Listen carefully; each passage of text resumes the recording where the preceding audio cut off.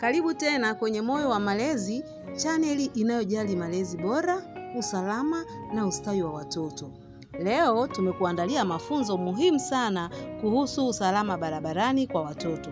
Katika video hii utashuhudia askari wa jeshi la polisi wakitoa elimu kwa watoto kuhusu jinsi ya kutumia barabara kwa usalama, kuvuka sehemu salama, kutambua alama za barabarani na kujilinda dhidi ya ajali zinazoweza kuzuilika.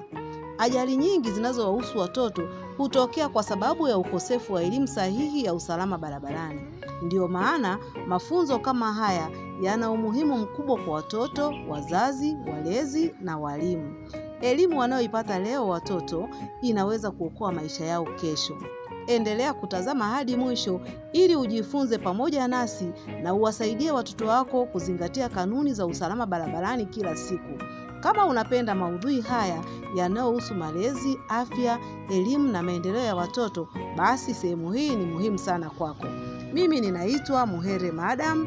Kama utakuwa haujasubscribe kwenye chaneli yetu ya Moyo wa Malezi, karibu ufanye hivyo sasa hivi, kwa sababu tunakuletea maarifa sahihi kabisa kwa ajili yako na kwa ajili ya jamii nzima. Usisahau kuwasha kengele ili usikose video zijazo. Karibu tuanze kujifunza pamoja. Maeneo hayo ni rasmi kwa ajili ya wewe unayetembea kwa miguu kuweza kuvuka barabara kutoka upande mmoja wa barabara kwenda upande mwingine wa barabara. Lakini pia kwenye mataa, hapa wengi si mnavuka kwenye mataa? Pale kwenye mataa maana kuna sehemu ya watembea kwa miguu kuvuka barabara kutoka upande mmoja kwenda upande mwingine. Lakini kama hizo sehemu zingine hazipo, unatakiwa uvuke barabara maeneo yote ambayo wewe ni rahisi kuyaona magari ya pande zote, na madereva wa gari au pikipiki wanaweza wewe kukuona kwa urahisi.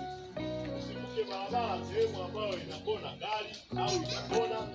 Usivuke barabara maeneo ambayo yana madaraja, kwa sababu inakuwa ni vigumu wewe kuweza kuepuka ajali inapotaka kutokea kwenye hiyo upande. Unaelewana vizuri? Sasa unapotaka kuvuka barabara unafanyaje? Nani anaenda kukuambia? Kwa sababu ya muda tunaweza kuendelea. Unapotaka kuvuka barabara unasimama, unaangalia kulia kwako, unaangalia kushoto kwako, unarudi tena kuangalia kulia. Kama ni salama unavuka barabara. Sasa barabara unapovuka kuna vitu ambavyo utakiwi kuvifanya. Kwanza, usivuke barabara kwa kukimbia. Sawa?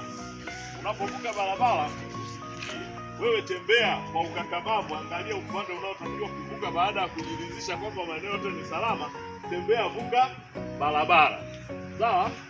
Na unapovuka barabara hakikisha usifanye yafuatayo. Kama mwenzako anakuita na wewe unavuka barabara, hakikisha umemaliza kuvuka barabara ndipo uangalie anayekuita ni nani. Lakini pia kama unavuka barabara, ukiwa unavuka barabara umebeba begi lako, tunajua begi lako ni zito. Sasa unatembea, bahati mbaya begi lako umelidondosha chini. Sawa? Usinalo ukaiokota, kwa sababu gari unaokuja ni refu na wewe ni mdogo, hauwezi kuonekana kwa urahisi. Kwa hiyo unapodondoka, maliza kuvuka barabara, angalia usalama wako. Ukishajiridhisha kwamba ni salama, urudi sasa ukalichukue begi lako na kuendelea na safari.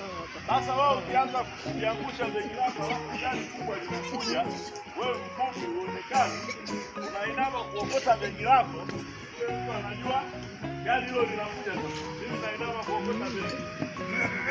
Niona sikuoni. Umeona? Nimefanyaje? Nimegonga.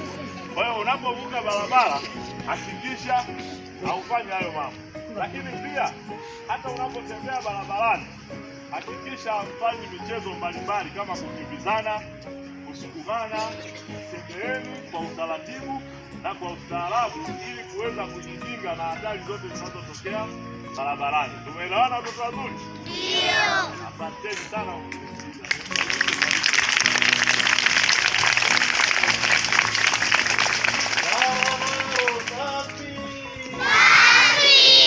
Watoto safi. Safi. Unajua mshikaji? Ndio. mshikaki wa pikipiki unaujua? Nani huwa anapanda mshikaki?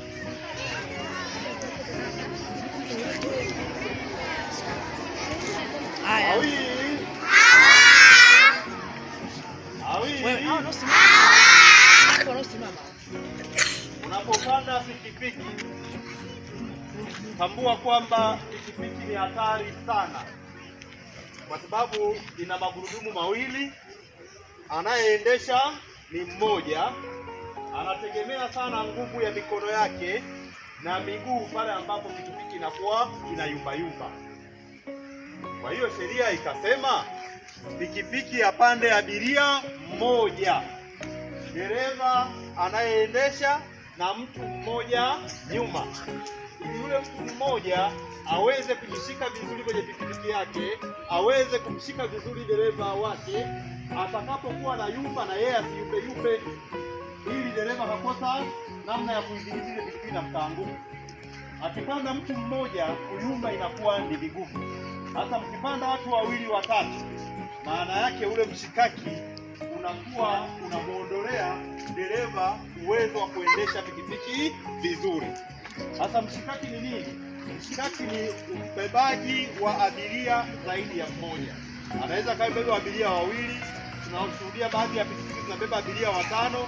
Tunashuhudia wanafunzi wanakaa watatu nyuma, wawili hapa mbele, dereva mpaka hata kule mbele haoni vizuri. Kwa hiyo inakuwa sio jambo jema. Sawa eh? Sasa sijui kama dereva anaweza kaona vizuri.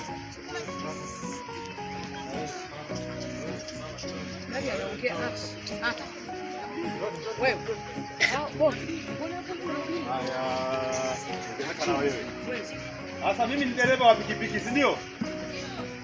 Nimekuja wachukua watoto kuwapeleka shule. Nikifika hapa, huku ni shuleni, sawa? Ndio. Hapa ni mbele, namuweka dereva mwanafunzi mmoja. Hapa ni nyuma, namuweka mwanafunzi mmoja anakaa nyuma yake. Mimi ndio dereva naendesha. Hapa anakaa mwanafunzi mwingine mmoja.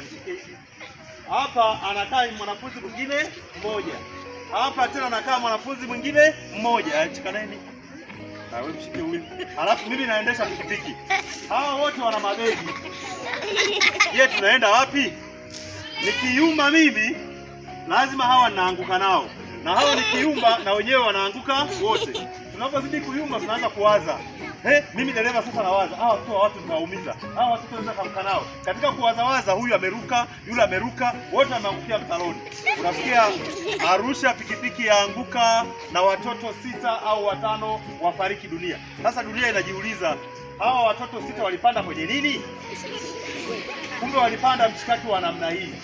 Kwa hiyo baba au mama au ango yoyote nyumbani akitaka kukupatia namna hii, mwambie usalama wangu kwanza. Sema usalama wangu kwanza. Kupanda mshikaki sio salama kwangu. Kupanda mshikaki sio salama kwangu. Kwa hiyo huyu anayekupakia akiona mtoto umeshamwambia maneno hayo, anajua wewe mtoto unataka kuishi, anajua unataka kusoma, anajua unataka ufikie malengo yake. Kwa hiyo hata kupakia atajua huyu mtoto anaelewa. Kwa hiyo atakuacha na kutafutia pikipiki nyingine. Mwenye miaka 9 chini yake mikono juu. Darasa la kwanza la pili, si ndio? Mtoto chini ya miaka 9. Wewe mtoto chini ya miaka 9, wewe bado ni mdogo sana. Uruhusiwi kupanda pikipiki, sawa eh? Ndio. Sababu ya kuruhusiwa kupanda pikipiki ni kwamba yeyote anayepanda pikipiki lazima avae kofia ngumu. Alafu lazima awe mrefu. Akiwa mrefu, ile miguu ifikie sehemu ya kukanyaga, sehemu ya miguu ile akanyage na ashike pikipiki yake vizuri. Hasa mtoto chini ya miaka 9, kwa tafiti za kimataifa, mtoto huyu anakuwa ni mfupi. Akikaa kwenye pikipiki pale miguu imening'inia tu hivi. Sio anakuwa hivi. Miguu imening'inia hivi, amekaa tu pale juu. Kwanza miguu hii inauma, damu haishiki vizuri, haichuki vizuri chini. Lakini vile vile kwa sababu miguu haijashika chini, hata pikipiki kilala upande hivi, huyu mtoto anateleza. Na mwisho anaanguka. Akianguka anafariki dunia au anavunjika au anapata majeraha mbalimbali. Kwa hiyo mtoto chini ya miaka 9 haruhusiwi kupanda pikipiki. Lakini tunavaa kofia ngumu. Hakuna kofia ngumu ya mtoto mdogo. ukivaa kofia ngumu wewe mtoto mdogo, ile kofia inapwaya. Kwenye kupwaya kwake muda wowote, hata kukuvalisha pikipiki kiruka tu kidogo, pikipiki kofia ile inaruka inatoka kichwani, kwa sababu lazima ibane vizuri. Akifunga kidogo vizuri na ule mkanda ibakie kwenye kichwa chake. Sasa kama ni mtoto mdogo, kichwa chake kidogo, akivaa ile kofia anakuwa kama aliyevaa lisufuria fulani, akifanya tu hivi kimetoka kichwani mwake. Kwa hiyo kama umeanguka, ile kofia inaondoka, inaenda kuanguka sehemu nzuri, alafu wewe unaangukia sehemu mbaya, kichwa kitapata majeraha, hauji tena shuleni. Usipokuja shuleni utakaje pale, unafanya nini? Kwa hiyo lazima uhakikishe unajilinda maisha yako. Sawa, sio nzuri eh? Kwa hiyo tusipande pikipiki watoto chini ya miaka 9, lakini vile vile tusipande mshikaki. Na kama tumepanda kwenye pikipiki, tusicheze, tutulie kwenye pikipiki zetu. Baba, mama, anko, kaka watuendesha, tupeleke shuleni vizuri na waturudishe nyumbani vizuri. Awii. Kwa leo tunaishia hapo, tutakuja siku nyingine kuendelea kuwafundisha mengine mambo mazuri kabisa. Asanteni sana kwa kusikiliza. Tumefika mwisho wa mafunzo yetu ya leo kuhusu usalama barabarani kwa watoto. Tunatoa shukrani za dhati kwa askari wa Jeshi la Polisi kwa kutoa elimu hii muhimu inayowasaidia watoto kuelewa jinsi ya kujilinda wanapokuwa barabarani. Elimu kama hii ni uwekezaji wa maisha, kwani mtoto anayejua kanuni za usalama barabarani ana nafasi kubwa ya kuepuka ajali. Ni wajibu wetu sote, wazazi, walezi, walimu na jamii kwa ujumla, kuendelea kuwakumbusha watoto kufuata sheria za usalama barabarani kila wanapotembea, kuvuka barabara na kusafiri. Tukishirikiana, tunaweza kujenga kizazi kinachothamini usalama na kulinda maisha. Asante kwa kutazama video hii hadi mwisho. Kama umejifunza jambo muhimu, tafadhali bonyeza like, subscribe na share ili ujumbe huu uwafikie wazazi, walimu na watoto wengi zaidi. Pia tuandikie maoni yako kwenye sehemu ya maoni. Ni somo gani la usalama wa watoto ungependa tuandike ili tulirekodi siku zijazo? Asante kwa kutazama. Tutaonana tena kwenye video inayofuata, ambapo tutaona askari wa Jeshi la Polisi wa usalama barabarani wakitoa elimu kwa walimu kuhusu magari. Wiki ya Nenda kwa Usalama Barabarani. Asante, Mungu akubariki. Hadi wakati mwingine.